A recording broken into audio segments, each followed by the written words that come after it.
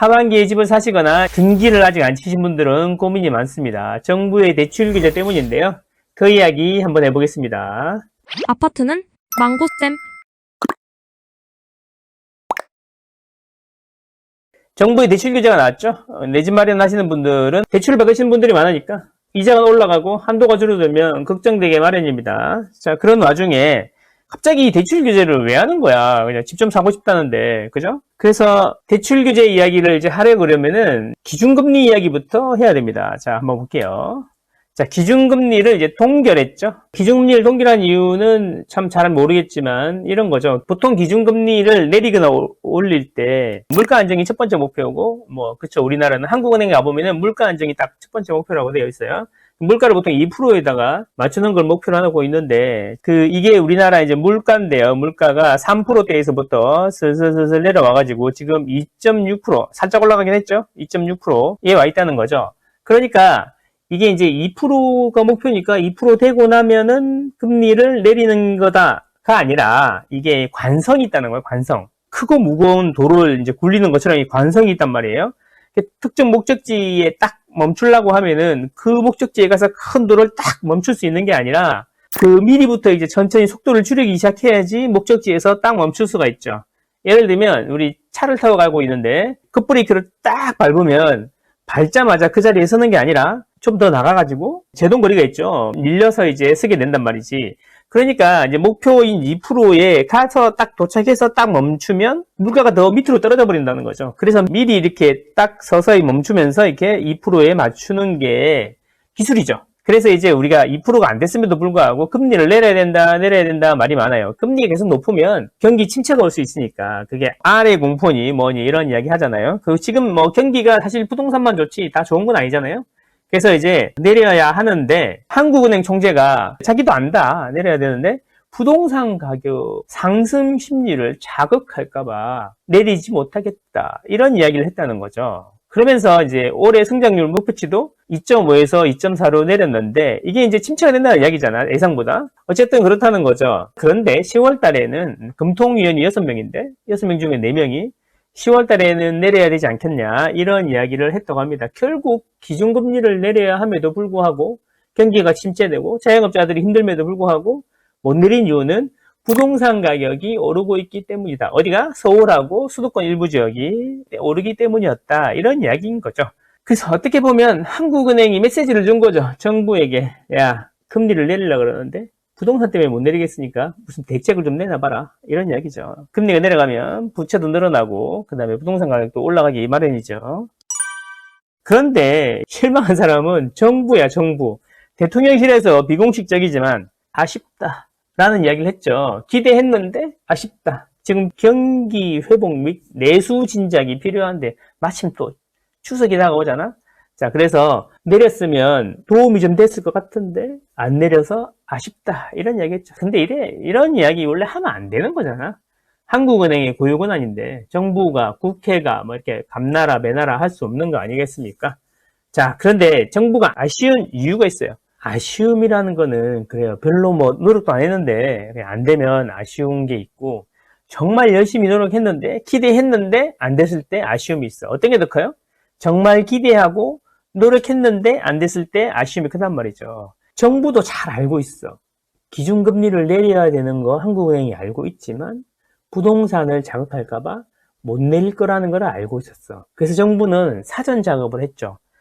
야, 기준금리를 내려라. 아, 부동산 때문에 그러냐? 그래서 대출 규제를 한다느니 공급 대책을 한다느니 스트레스 DSR을 한다느니 이런 이야기들을 미리 하면서 자, 우리가 이렇게 하고 있으니까 경기 살리게 좀 내려봐라. 이런 메시지를 한국은행에 러브콜을 계속 보냈는데 한국은행에서 동결을 함으로 인해서 많이 아쉬웠겠죠. 내가 한 게 많은데 이럴 줄은 몰랐다. 이런 이야기인 거죠.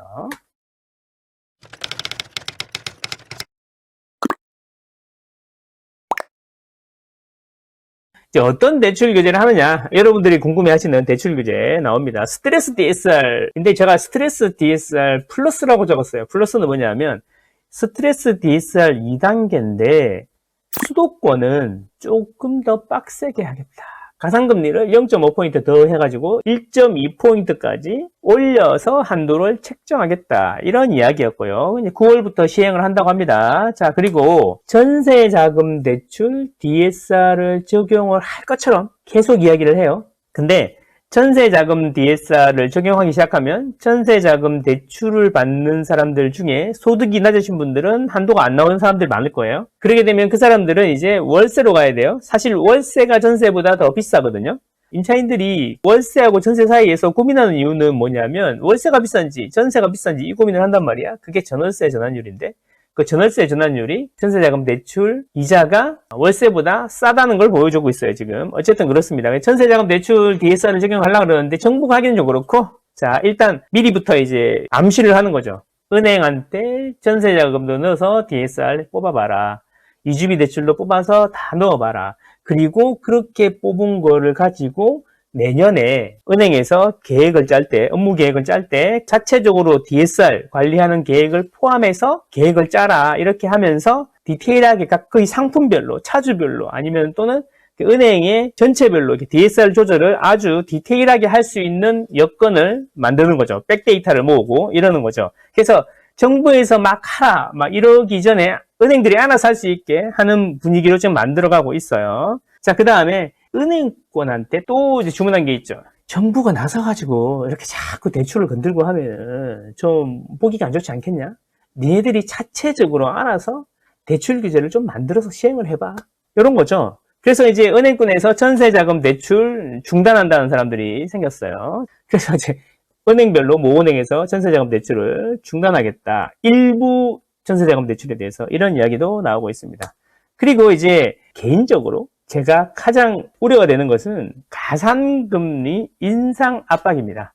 다른 것들은 한도의 문제인데 이 4번은요. 금리가 올라가는 문제잖아요. 기준금리나 시장금리에 관계없이 실제로 내가 대출받는 금리가 올라가는 거니까 이거는 영향을 줄 수 있다는 거죠. 그래서 사실 이게 좀 저는 많이 걱정이 됩니다. 걱정이 되고 만약에 하반기에 집값이 조정을 받는다면 이것 때문일 거다 라는 말씀 드립니다. 그래서 전세자금 대출 중단에 대해서 한번 알아볼게요. 연합뉴스에 나온 건데 캡 투자를 막겠다면서 신한은행이 조건부 전세자금 대출을 중단하겠다라고 이야기했습니다. 그래서 이제 깜짝 놀랐죠. 와, 신한은행이 전세자금 대출을 안 한다는 거야? 라고 이야기했죠. 그 조건부가 붙는 거는 뭐냐면 뭔가 옵션이 있겠죠. 전세자금 대출인데 전부 다 안 하는 게 아니고 이런 전세자금 대출은 안 하겠다 이런 거죠. 예를 들면 이런 겁니다. 임대인이 소유권 이전되는 경우나 선순위 채권 말소 또는 감액. 말이 되게 어려운데 이런 거죠. 요거는 뭐냐면 이제 이미 대출이 있는데 전세자금 대출 받는 사람들 돈으로 선순위 채권을 말소하거나 감액하는 경우. 그러니까 이미 선순위로 뭔가 있는데 후순위로 세입자가 전세자금 대출 받아서 들어간다 그러면 안 해주겠다 이런 이야기가 되겠어요. 자, 그리고 첫 번째 지금 많이 이제 쫄아 있는 거죠. 캡 투자 방지라고 그래갖고 이게 첫 번째를 들고 나는데 임대인 소유권 이전 이건 무슨 이야기냐면 제가 집을 사요. 집을 사는데 이제 캡 투자를 할 생각이에요. 전세 끼고 살 생각이에요. 근데 이제 이미 주인이 살고 있는데 그 주인한테 집을 사면서 잔금을 전세자금 대출로 하려는 거죠. 그러면서 그날 이제 소유권 이전 등기도 하고 전세자금 대출도 실행하는 거죠. 신한은행에서는 이런 거는 갭 투자니까 전세자금 대출이 갭 투자에 쓰이면 안 된다라는 거죠. 그래서 전세자금 대출 실행일이랑 등기일이 같으면 안 해주겠다 이런 이야기죠. 그래서 이제 좁은 거지. 이거 이러다가 큰일 나겠다. 갭 투자 하려고 그랬는데 이거 우리 집에 들어온 사람이 전세자금 대출이 안 나와서 못 들어오면 어떡하지? 이런 고민에 빠지게 됩니다. 그러면 이제 이거 파회법이 있어야 될까요? 파회법이? 은행이 신한은행뿐이에요? 아니죠. 신한은행이 하면은 국민은행 가면 되고, 국민은행 하면 우리은행 가면 되고, 이렇다는 거죠. 그러면 5대 은행이 다 했다. 그러면 이제 우리의 친구 제2금융권 중에서도 이제 우두머리들이 있죠. 수협도 있고, 단위농협도 있고, 금고도 있고, 막 그렇지 않습니까?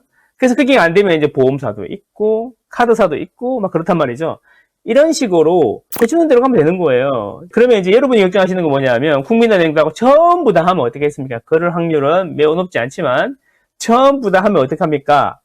그럴 수 있죠. 그러면은 못 못하는 거죠. 이제 갭 투자로 할 때는 현금을 전부 갖고 들어오는 세입자님을 모시거나 아니면은 못하는 거죠. 근데 이것도 머리를 쓰면 다 빠져나가는 방법이 있긴 있어요. 있고 여러 가지 방법이 또 남아 있습니다. 남아 있어. 그래서 하려고 그러면 다 할 수 있다라는 거죠. 저는 이게 사실 큰 걱정은 아닌 것 같은데 어쨌든 뭐 이제 5대 은행에서 전세자금 대출이 안 된다고 하면 갭 투자는 영향이 좀 있을 것 같습니다. 과연 이게 전 금융사로 번질 것인지, 전 금융사로 번진다면 또 방법은 없는 것인지, 빠져나갈 방법은 많다는 거죠. 소유권 이전을 미리 하고 등기일하고 그 잔금이 전세자금 대출 실행일을 다르게 하면 되는 거죠. 그런 방법이 다 있겠습니다. 생각을 해보세요. 좀만 생각해 보시면 답이 다 있습니다. 구독, 좋아요, 구독, 좋아요.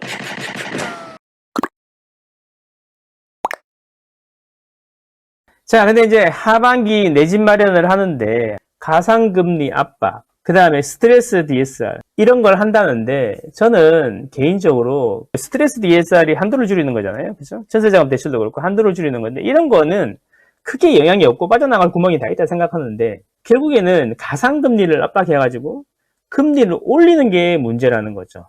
그때는 실질적인 부담이 늘어나기 때문에 전세에 대한 선호도가 떨어질 수 있어요. 전세 자금 대출 금리가 월세보다 더 높아지면 전세로 들어올 이유가 없지 않습니까? 그럴 수 있다는 거죠. 이게 중요하다. 그래서 가상금리 압박이 어쩌면 하반기에 집값을 조정을 만들 수 있는 카드다라고 생각하는 거죠. 조정이 오면 아마 가상금리 압박일 텐데, 금리가 올라가는 것 텐데, 근데 이거를 계속 할 수 있겠냐, 이런 문제가 있다는 거죠. 가상금리. 서울 수도권만 가상금리를 올릴 수 있겠어요? 그렇지 않아요? 그러면 전국에 다 금리가 올라가면 지금은 서울 수도권 외에 다른 데는 다 힘든데 거기는 어떻게 하라는 거죠? 예, 그런 겁니다.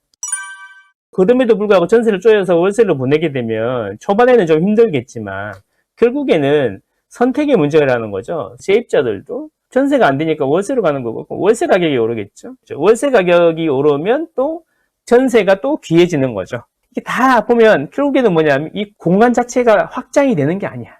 그러니까 집이 많아지는 게 아니고 이 정해진 집안에서 매매로 가느냐, 전세로 가느냐, 월세로 가느냐 이 싸움이기 때문에 이게 어쨌든 한 군데를 누르면 다른 곳으로 풍선이 커지는 효과를 갖고 있다는 거죠. 그래서 결국에는 공급이 돼야 되는데 당장 공급할 방법이 없다는 거죠. 근데 저는 이런 생각을 해봤어요. 그 MCI도 있고 MCG 이렇게 복잡한 이야기들도 많이 있는데 그렇게 하면 또 한도가 많이 줄어들 수 있겠죠. 근데 한도가 줄어들면 어떻게 할까요? 예를 들면 내가 4억이 있는데 4억에 맞춰가지고 대출을 받아서 집을 살려고 그랬어. 그래서 5억을 받는다고 했어. 근데 5억이 진짜 도저히 안 나와. 여러 가지 방법이 있지만 내가 해보니까 뭐 도저히 안 나와. 그러면 4억 5천밖에 안 나오겠어. 그러면 이제 생각을 하겠죠. 아씨, 그러면 집 사는 걸 포기해야 되겠다. 그리고 이제 집에 있어. 근데 이제 계속 집이 오른대. 그러면 그 사람은 어떤 결정을 할까요? 전세로 살까? 월세로 살까? 매매로 할까? 어떤 결정을 하게 될까요? 저는 그래서 이렇게 생각한다는 거죠. 한도가 안 나오면 한도가 나오는 대로 가겠죠. 집이 자꾸 오른다는 기대감이 강하면.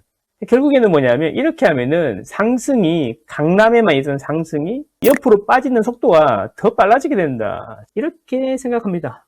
결국에 집을 사고 싶은 건데 한도가 안 나오면 한도가 되는 대로 가겠죠. 그래서 제 이야기는 뭐냐면 한도를 자꾸 축소시키는데 집값이 자꾸 오른다는 기대감이 있으면 그 주변으로 온기가 퍼지겠죠. 그런 거다라는 거죠. 결국에는 금리가 너무 높거나 너무 낮지 않은 상태에서는 이 입주 물량을 어떻게 해야 되는지 이게 중요한 것 같습니다.